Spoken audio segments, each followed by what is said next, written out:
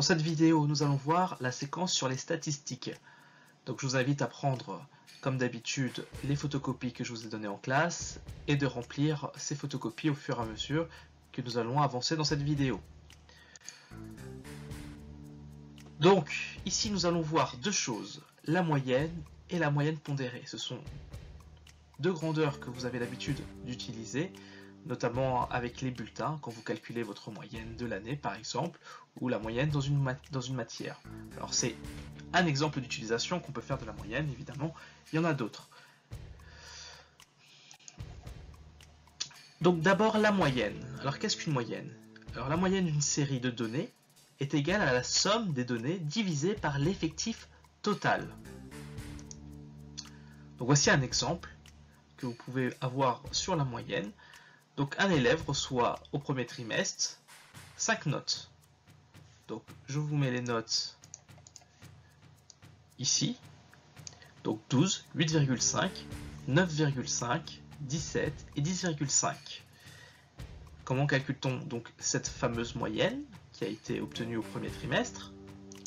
Bien, tout simplement, comme je l'ai dit dans la définition de tout à l'heure, j'additionne les différentes données entre elles et ensuite, tout simplement, je divise par le nombre total de ces données. J'en ai 5 des données, donc là je vais diviser par 5. Donc à la fin j'obtiens une moyenne de 11,5. Voilà, ça c'est un calcul de moyenne, tout ce qu'il y a de plus simple. Maintenant, en ce qui concerne la moyenne pondérée,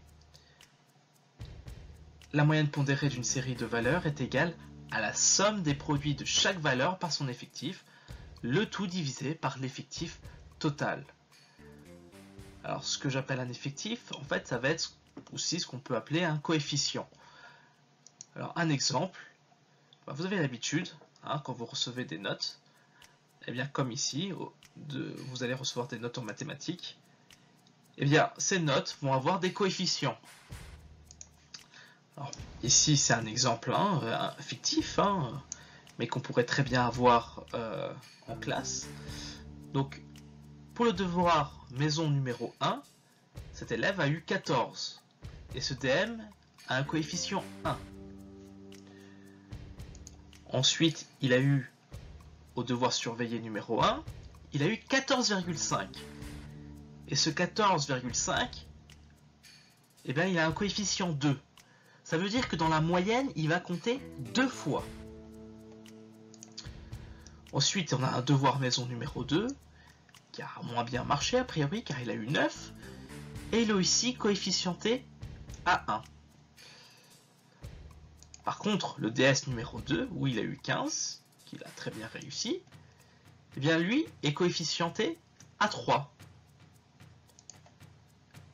Le DM numéro 3, où il a eu 20, est coefficient 2. Et le dernier, devoir surveiller, où il a eu 16, est coefficienté 3. Donc ça veut dire qu'il va compter 3 fois dans la moyenne. Alors comment cela va se traduire dans le calcul d'une moyenne pondérée? Eh bien ça se traduit de cette façon. Alors, c'est-à-dire, qu'est-ce qu'on a? On a 14 multiplié par 1. Effectivement, dans le calcul de la moyenne, on a la note qui est à 14 et son coefficient est à 1. Ensuite, on a 14,5 multiplié par 2, puisque le DS numéro 2 vaut 2. Le DM numéro 2 coefficienté à 1. Donc, dans le calcul, on le multiplie par 1. En ce qui concerne le DS numéro 2 qui vaut 3, eh bien vous voyez que dans le calcul, on le multiplie par 3. En ce qui concerne le DM numéro 3, eh bien, il a eu 20 et ce 20 compte 2 fois, donc c'est pour ça qu'on multiplie par 2. Et enfin, pour le dernier DS, eh bien, je le multiplie par 3, puisqu'il vaut 3 fois, il a un coefficient 3. Donc ça, c'est ce que je fais au numérateur, donc j'additionne mes différentes moyennes en faisant le produit du coefficient.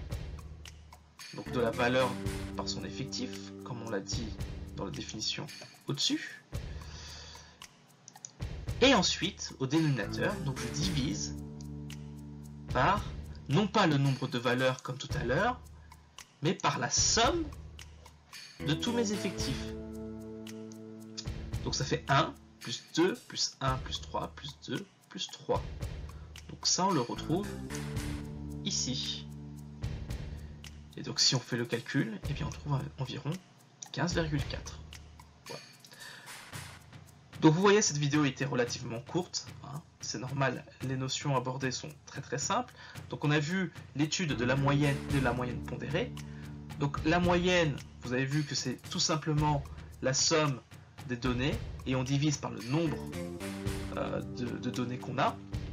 Alors que la moyenne pondérée, eh bien, on fait la somme des valeurs de notre série, mais en multipliant chaque fois par le coefficient qui y correspond.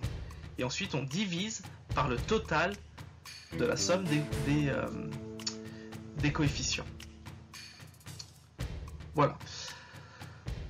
Donc, on va avoir des exemples, hein, vous inquiétez pas, en classe, hein, comme d'habitude. Et on va particulièrement travailler avec le tableur en salle informatique.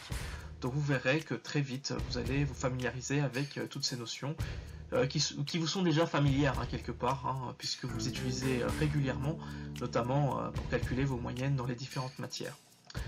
Donc, s'il y a des questions, notez-les comme d'habitude, et on essaiera d'y répondre lors de la prochaine séance.